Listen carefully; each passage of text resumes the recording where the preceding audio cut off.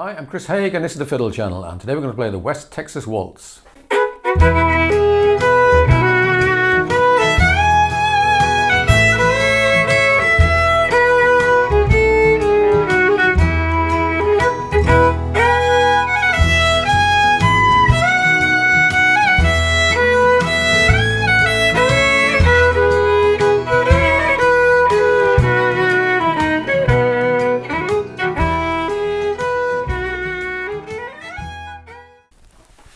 West Texas Waltz was a request for David, and this was a song written by Butch Hancock in 1978, but the version I've been looking at mostly is by Joni Harms from 2008, and she has a really nice fiddle part on this, including a twin fiddle intro. We're going to look at that at the end, the harmony on that, but I'm going to show you the intro, the verse and the chorus, a few ideas for backing, and possibly a bit of ideas for soloing as well. So let's start off with the intro, and this is just the simple intro. So we're in the key of E, and it's in 3/4, obviously, because it's a waltz. And for most of this, both the intro and the rest of it, I'm going to be using the fiddle capo, with the first finger locked most of the time on E and B, which makes it easy to play double stops around that, and it kind of anchors the key as well. So we're starting off.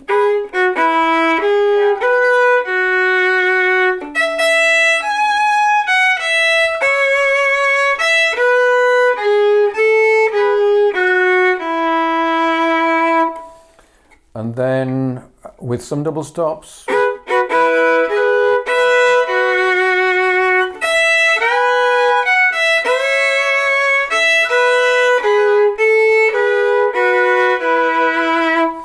So there was one open string drone, and there, and here as well.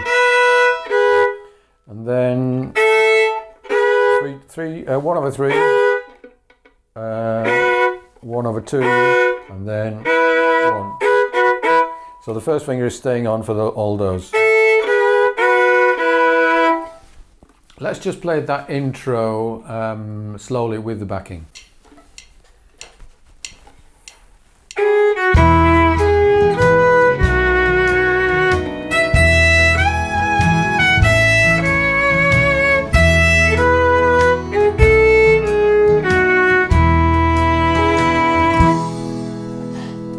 Okay, now the verse.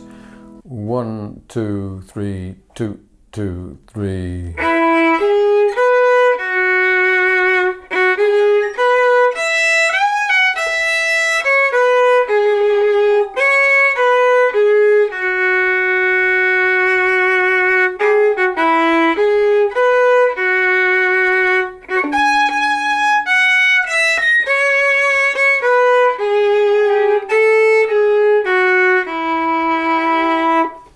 And I'll do the same again, but this time I'll do some open string drones and a few double stops.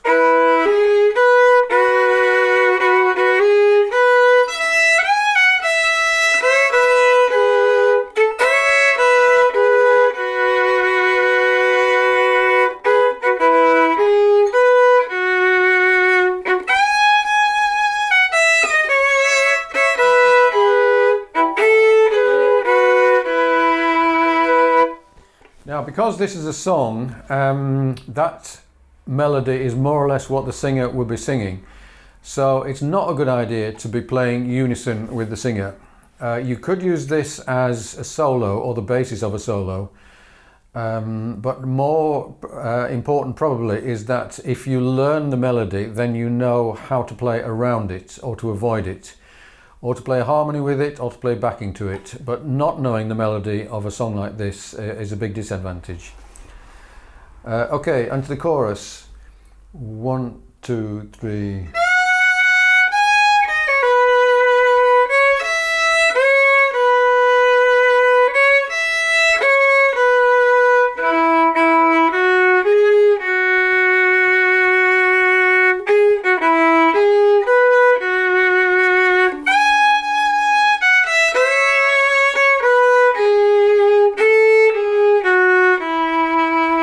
again with drones.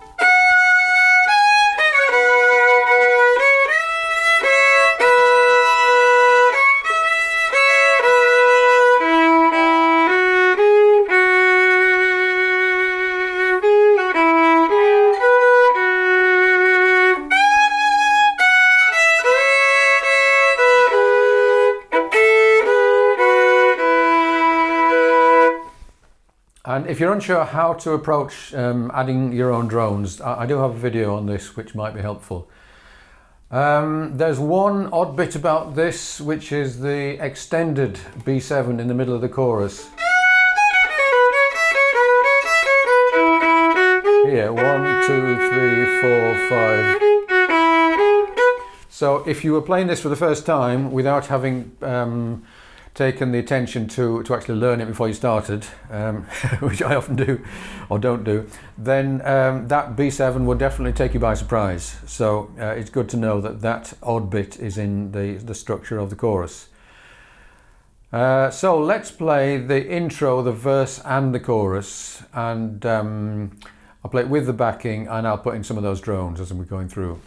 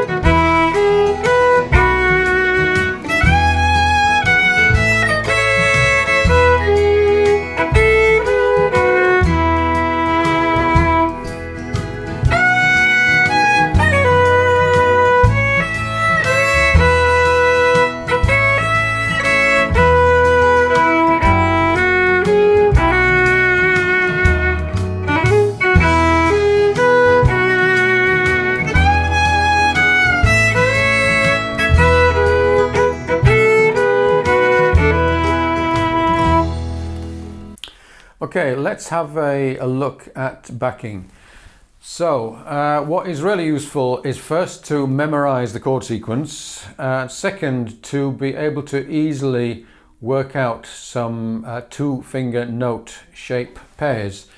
So for E, for example, B over G sharp is good.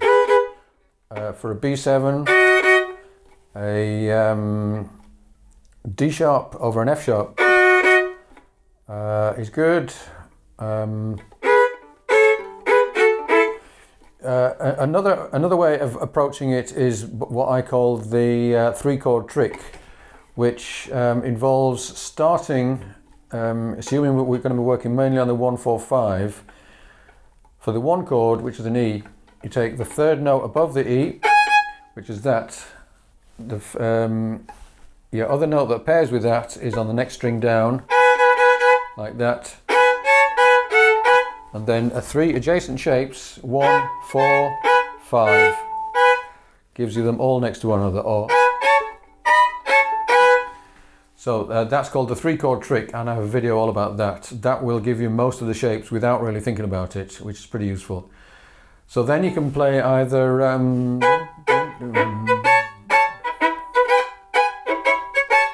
that kind of thing, or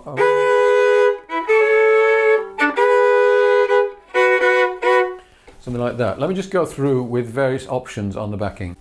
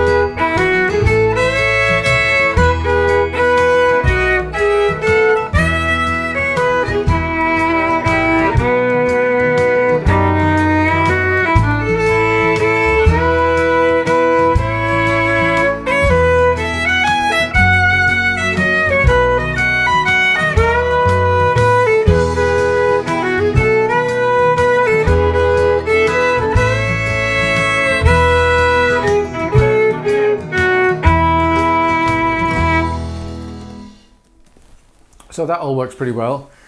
And so you can weave around the melody and fill in the backing. Depending on what other instruments you've got in the band, you may want to do a lot more of that or a lot less of that. Okay, let's now look at a solo. So I'm going to base my solo mostly around the arpeggios. So stuff like...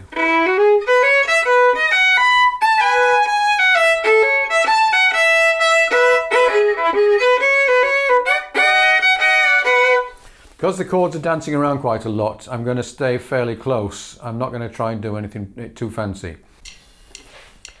Start with the intro.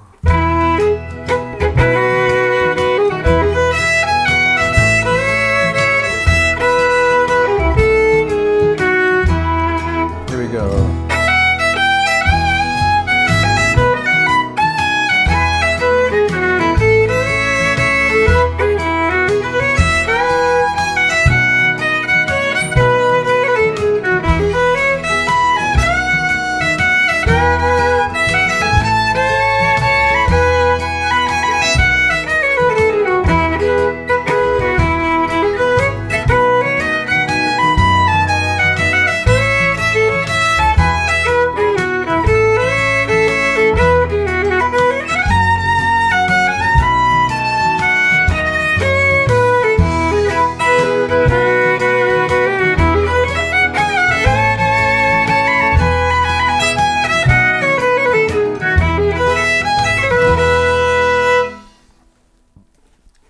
The trickiest part of the solo is definitely where it goes to the F sharp in the middle of the chorus,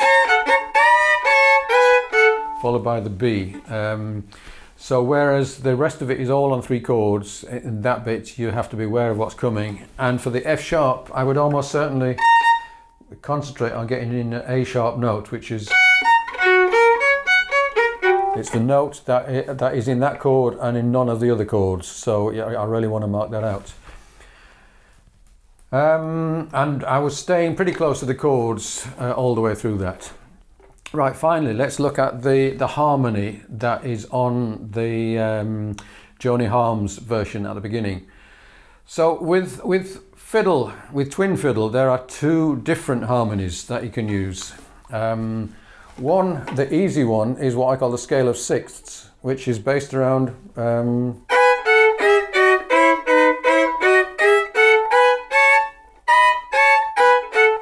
that kind of thing, where the melody note is on the top, the harmony is a third above but shifted an octave down so that it's a sixth away from the melody note. And it's well worth learning that harmony, the fingering, in all of the common keys, because you can then harmonize without any difficulty whatsoever. But that's the one. There's another second, more difficult harmony where you play the melody note and you keep the harmony a third above, and it involves a lot more fourth finger. It involves more position changing, and it's altogether more difficult, but it's sometimes by far the best option, and that is the option used on this version. So so the scale we're going to use, we're going to start off there, which is unfortunately in third position, 1/3. Open over 2, 1/3, 2/4. Open over 1, and I'll come back to this in a minute. Open over 2, 1/3, 2/4, 1/3 in third position, 2/4.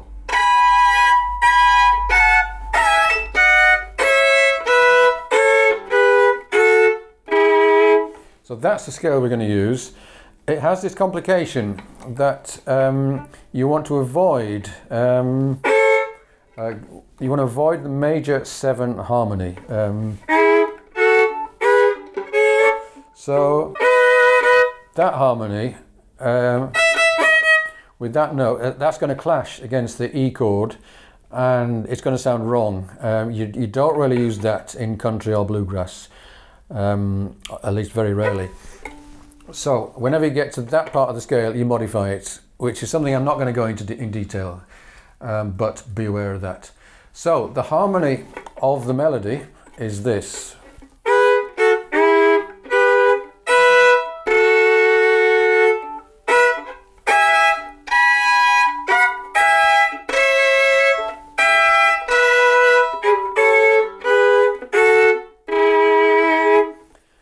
Okay, I'll go through that more slowly. 1 over 3, open over 2, then up to third position.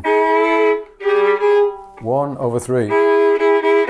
Now this is certainly a move I'm not used to, so I would spend quite a lot of time practicing.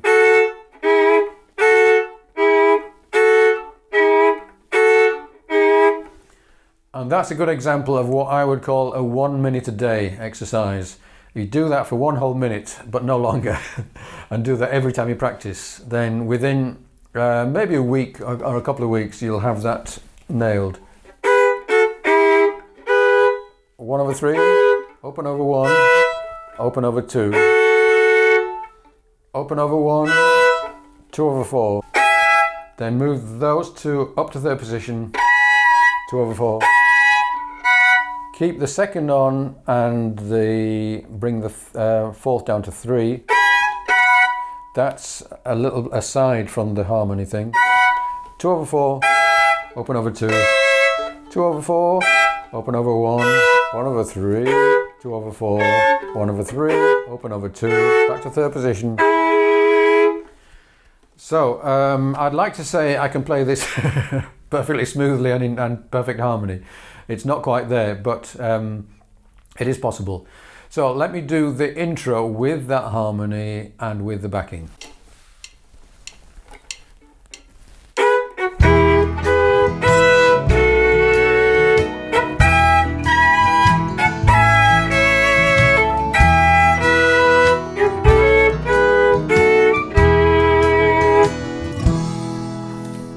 Something like that is an example of the big advantage of having a good classical training, whereas that training will hinder you an awful lot in a lot of aspects of country music. When it comes to this kind of thing, you will have a big advantage. Anyway, I hope you enjoyed this. If you would like a copy of the sheet music PDF, then do subscribe to the channel, send me an email, I will send you a free PDF. And if you'd like to help keep these videos coming, do please consider joining me on Patreon, where you can get all of my PDFs and lots of other goodies as well. Thank you for watching. I'll see you again soon.